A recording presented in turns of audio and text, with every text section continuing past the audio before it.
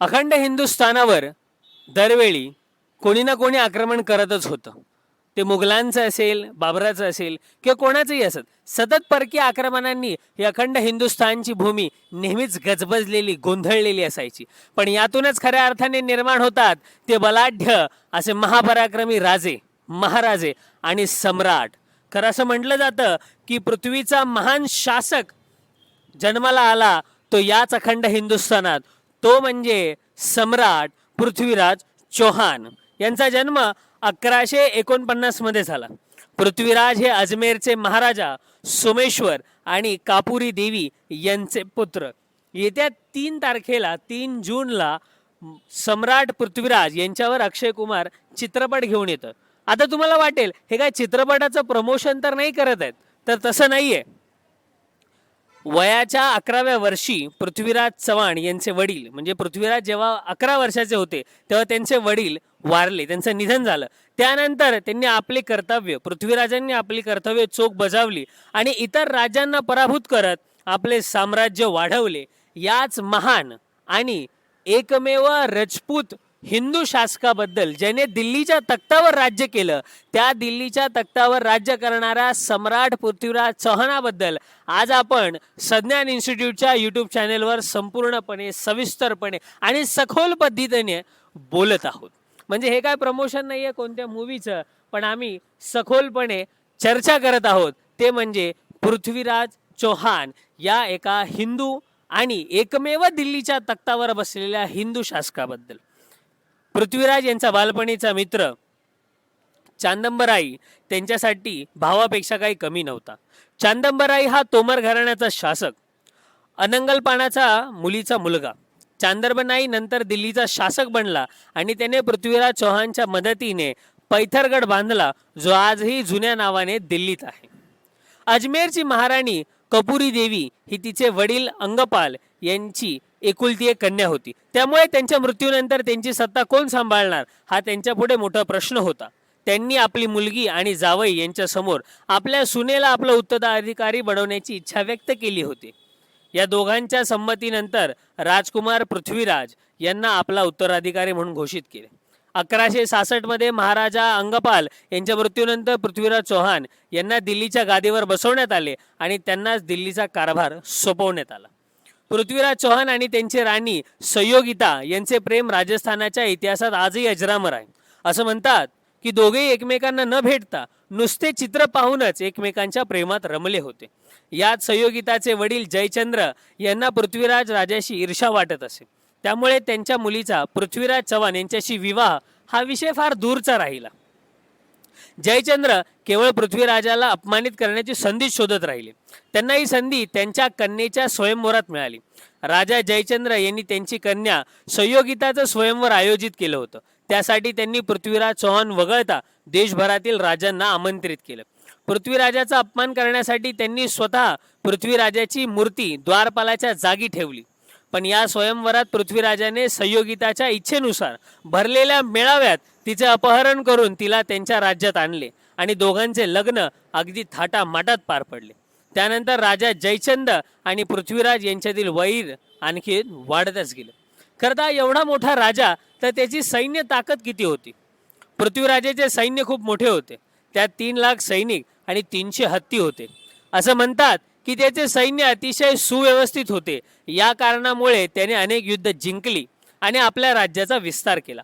पण सरतेशेवटी कुशल घोडेस्वाराची कमतरता आणि जयचंद्रचा विश्वासघात आणि इतर राजपूत राज्यांच्या सहकार्याच्या अभावामुळे तो महम्मद घोरीकडून दुसरे युद्ध हरला. म्हणजे ते दुसरे युद्ध हरले त्याची काही कारणं होती. पृथ्वीराज चव्हाण हे आपल्या राज्याच्या विस्ताराबाबत सदैव जागरूक होते आणि यावेळी त्यांनी आपल्या विस्तारासाठी पंजाबची निवड केली. त्यावेळी संपूर्ण पंजाबवर मोहम्मद शाबुद्दीन घोरीचे राज्य होते. तो पंजाबमधील भटिंडा येथूनच त्यांचे राज्य चालवित असे. मोहम्मद घोरीशी लढल्याशिवाय पंजाबवर राज्य करणे अशक्य होते, म्हणून पृथ्वीराजाने आपल्या प्रचंड सैन्यासह मोहम्मद घोरीवर हल्ला केला. या युद्धात पृथ्वीराजाने प्रथम हंसी, सरस्वती आणि सरहिंद जिंकले. पण याच दरम्यान ऐनहिलवाड्यात बंड झाले आणि पृथ्वीराजाला तिकडे माघारी फिरावे लागले. तशी ही लढाई कोणाच्याच बाजूने राहिली नाही. युद्धात फक्त तेच सैनिक वाचले जे मैदानातून पळून गेले. या युद्धात मोहम्मद घोरी अर्धमेला झाला, पण त्याच्या एका सैन्याने त्याच्या अवस्थेची कल्पना मिळताच त्याला घोड्यावर बसवले आणि वाड्यावर नेले आणि त्याचा उपचार केला. त्यामुळे हे युद्ध निष्फळ ठरले.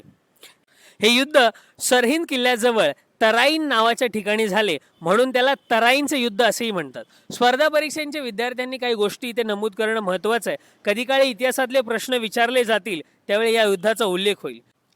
या युद्धात पृथ्वीराजाने सुमारे 7 कोटीची संपत्ती कमावली, जी त्यांनी आपल्या सैनिकांमध्ये वाटून दिली. म्हणजे इतका मोठा उदारता मतवादीचा राजा. पण महत्त्वाची गोष्ट म्हणजे ही तराईन हे ठिकाण आपण पाहायला गेलं तर दिल्लीच्या भागात आहे आणि पानिपत सुद्धा आपल्याला त्याच भागात मिळतं. पण पानिपतचं युद्ध हे काळ मला वाटतं तो साधारण 1800चा काळ होता आणि हे 1100च्या काळातलं झालेलं युद्ध. त्यामुळे पृथ्वीराज चौहानांचा पानिपतच्या युद्धाशी काही संबंध नाहीये. ही बाब आपण लक्षात घेणं महत्त्वाची आहे. खरं तर मोहम्मद घोरी आणि पृथ्वीराज यांच्यामध्ये अनेक युद्ध झाली. आपली कन्या संयोगिता हिच्या अपहरणानंतर राजा जयचंद्रला पृथ्वीराजबद्दल कटुता आली आणि त्याने पृथ्वीराजाला आपला शत्रू बनवले. त्याने इतर राजपूत राजांनाही पृथ्वीराजाविरुद्ध भडकवण्यास सुरुवात केली. मोहम्मद घोरी आणि पृथ्वीराज यांच्यातील युद्धाची माहिती त्याला मिळाल्यानंतर तो पृथ्वीराजाच्या विरोधात मोहम्मद घोरीच्या पाठीशी उभा राहिला. कोण? तर जयचंद्र. त्याने मिळून 2 वर्षांनी, या दोघांनी मिळून 2 वर्षांनी म्हणजे 1192 मध्ये पृथ्वीराज चव्हाणावर पुन्हा हल्ला केला. हे युद्ध तराईंच्या मैदानात झाले.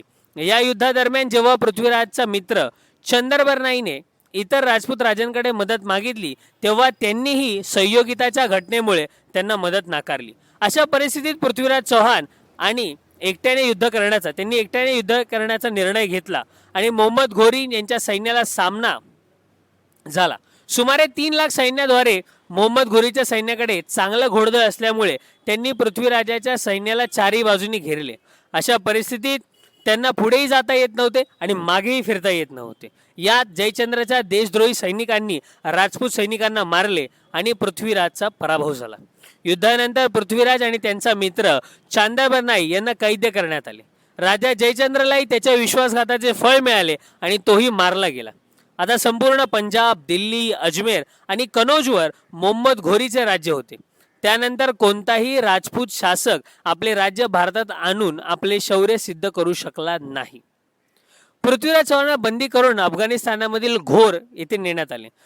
बंद केलेल्या पृथ्वीराज काही महिन्यांनी चौहानच्या दरबारात असणारा एक कवी चंद बरदाई हा पृथ्वीराज रावसो हा ग्रंथ पूर्ण करण्यासाठी अफगाणिस्तानातील घोर येथे गेला. मोहम्मद घोरी समोर पृथ्वीराजाला भेटण्याची इच्छा त्याने व्यक्त केली. मोहम्मद घोरी त्यावेळी युद्ध जिंकण्याच्या खुशीमध्ये त्याला परवानगी सहज देत होता. चंद बरदाई आपल्या सम्राटाची दयनीय अवस्था पाहून त्याचा बदला घेण्याची त्यांनी योजना बनवली. ती संपूर्ण योजना त्यांनी पृथ्वीराजाला सांगितली. म्हणजे हा कवी जो इथून अफगाणिस्तानात गेला त्याने काहीतरी योजना बनवली होती. त्या योजनेनुसार तो मोहम्मद घोरी समोर पृथ्वीराज चौहानाच्या धनुर्विद्येची प्रशंसा करतो. त्यामध्ये मोहम्मद घोरीला सांगतो पृथ्वीराज चौहान हा शब्दभेदी बाण चालवण्यात माहीर आहे. पृथ्वीराज चौहानाची इतकी प्रशंसा केल्याने मोहम्मद घोरीला शब्दभेदी बाण चालवण्याची कला पाहण्याची इच्छा होते. कवी चंद बरदाई खूप बुद्धिमान कवी होतो. ते प्रत्येक वाक्याची कविता करण्यात पटाईत होते. त्यांनी केलेल्या कविता पृथ्वीराज चौहानला सहजपणे समजत असत. मोहम्मद घोरी सैनिकांना आदेश देऊन पृथ्वीराजाला दरबारात बोलून आणायला सांगतो. बेड्यासहित पृथ्वीराज दरबारात हजर होतात. कवींच्या सांगण्यानुसार त्यांच्या हातामध्ये धनुष्यबाण देतात. मोहम्मद घोरी हा चलाख होता. त्याला माहीत होतं की याचा फायदा पृथ्वीराज चौहान घेऊ शकतो. त्यामुळे तो स्वतः एका उंचीवर सिंहासनावर बसतो. त्यावेळी चंद बरदाई मोहम्मद घोरीची बसण्याची जागा पृथ्वीराज चौहानाला कवितेच्या रूपात सांगतो. 4 बास 24 गंज अंगुल अष्ट प्रमाण तो ऊपर सुलतान है मत चुको चौहान मत चुको चौहान असं चंद बरदाई म्हणताच ही कविता ऐकताच दुसऱ्या क्षणी सुलतान मोहम्मद घोरीचा कंठ बाणाने भेदला जातो. सुलतान मारला गेला हे पाहिल्यावर दरबारात हाहाकार माजतो. सैनिक दोघांना पकडण्यात येणार तोवरच चंद बरदाई योजनेप्रमाणे पृथ्वीराज चौहानला आणि स्वतःच्या कट्यारेवर स्वतःला कट्यार मारून आपले दोघंही प्राण सोडतात आणि संयोगिताला ही बातमी समजतात. महाराणी संयोगिताला ही बातमी समजतात. ती सुद्धा तिचं जीवन संपवते. खऱ्या अर्थाने असा संपूर्ण इतिहास आहे सम्राट पृथ्वीराज चौहान यांचा. आम्ही या व्हिडिओच्या माध्यमातून चव्हाण यांच्या जीवनातील काही महत्त्वाचे भाग तुमच्यापर्यंत पोहोचवण्याचा प्रयत्न करतो. आता आम्हाला माहीत नाही चित्रपटात काय दाखवलेलं आहे, पण जे खरं आहे ते दाखवण्याचा आम्ही प्रयत्न करतो. काही इतिहासकारांच्या मते मोहम्मद घोरीशी पृथ्वीराजाची एकूण 18 युद्ध झाली आणि त्यापैकी 17 युद्ध ही पृथ्वीराजांनी जिंकली होती असं अनेक ठिकाणी नमूद आहे. तुमच्याकडे काही वेगळी माहिती असेल, तुमच्याकडे काही अधिक माहिती असेल तर तुम्ही नक्कीच आम्हाला कमेंटमध्ये त्या सांगू शकता. सम्राट पृथ्वीराजांना ही आमची छोटीशी मानवंदना आहे. त्यांच्यावर येऊ घातलेला पिक्चर हा कसा असेल माहीत नाही, पण वास्तववादी काही गोष्टी सांगण्याचा आम्ही या व्हिडिओमधून प्रयत्न केला. त्यामुळे नक्कीच स्पर्धा परीक्षेच्या विद्यार्थ्यांनी संज्ञान इन्स्टिट्यूटला लाईक, शेअर, सबस्क्राईब करावं आणि नक्कीच अधिक माहिती आम्हाला कमेंटमध्ये सांगावी. धन्यवाद.